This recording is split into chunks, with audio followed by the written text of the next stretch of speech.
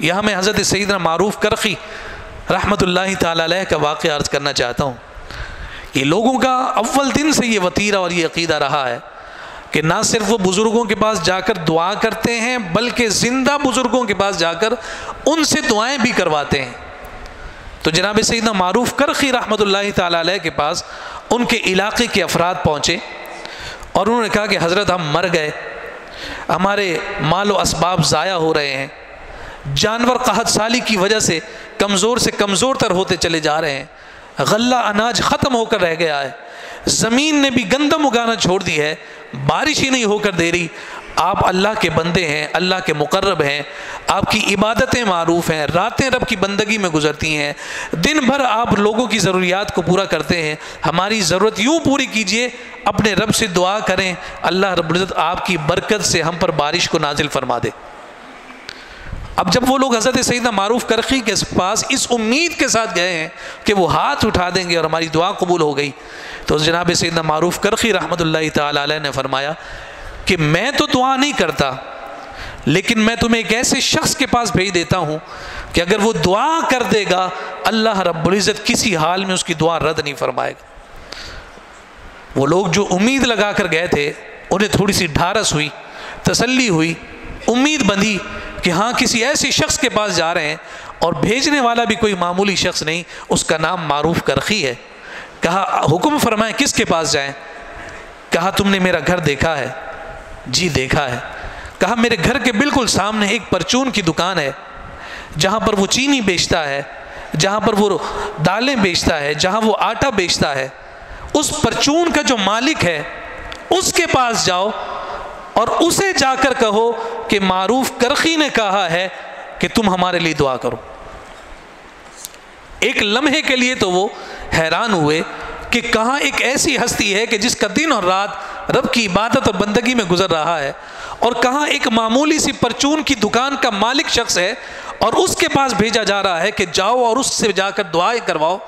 وہ لوگ جب اس شخص کے پاس پہنچے، وہ اپنی دکان پر بیٹھا ہے اور خرید و فروخت کے معاملات کر رہا ہے، لوگ اس کے پاس پہنچے اور کہا کہ دعا کرو کہ ہم پر بارش نازل ہو جائے۔ اس نے ہاتھ اٹھائے، کہا ہاتھ ابھی نیچے نہیں آئے تھے آسمان سے بارش برسنے لگ گئی۔ جب یہ دعا کی قبولیت کا یہ حیرت انگیز واقعہ ان لوگوں نے دیکھا تو وہ بھی حیران اور ہکا بکا ہو گئے، وہ بھی پریشان ہو گئے، اور اسی شخص سے پوچھنے لگے کہ بھائی یہ دعا کو اتنی جلدی قبول کروانے کا تیرے پاس یہ نسخہ کہاں سے آیا ہے کہ معروف کرخی نے تیرے پاس بھیجا کہ تو دعا کرے گا دعا اتنی تیزی کے ساتھ قبول ہوگی؟ تو جواب میں کہا یہ تو مجھے خود نہیں معلوم، میں تو عام نمازیوں کی طرح نماز پڑھتا ہوں، صبح نماز کے لیے فجر میں مسجد چلا جاتا ہوں، دوپہر میں دکان بند کر کے اللہ کے بلانے پر اس کے پاک گھر میں نماز ادا کرنے چلا جاتا ہوں، کبھی تلاوت کا وقت ملتا ہے، کبھی تلاوت کا وقت نہیں ملتا، عام لوگوں کی طرح میرا معمول ہے، میرے پاس تو کوئی ایسا نسخہ نہیں کہ یہ دعا میری اس انداز میں قبول ہوتی ہے۔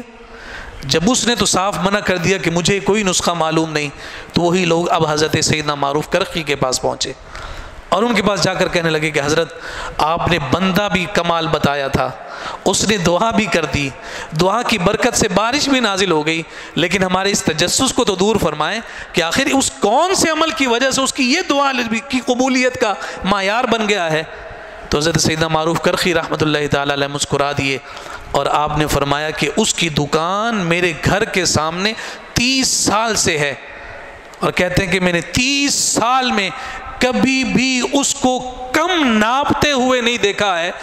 جو بھی بیچتا ہے ایمانداری کے ساتھ بیچتا ہے، کہا یہ اس کا کسب حلال ہے جس کی وجہ سے اللہ رب العزت نے اس کی دعا کی قبولیت کو یہ معیار عطا فرما دی۔ ہمیں اس جانب ضرور سوچنا چاہیے، کیا واقعی کیا ہم بھی یہ چاہتے ہیں کہ ہماری دعائیں ایسے قبول ہوں؟ تو پھر اس کے لیے پھر ہمیں اس توکل کی جانب نظر کرنی ہوگی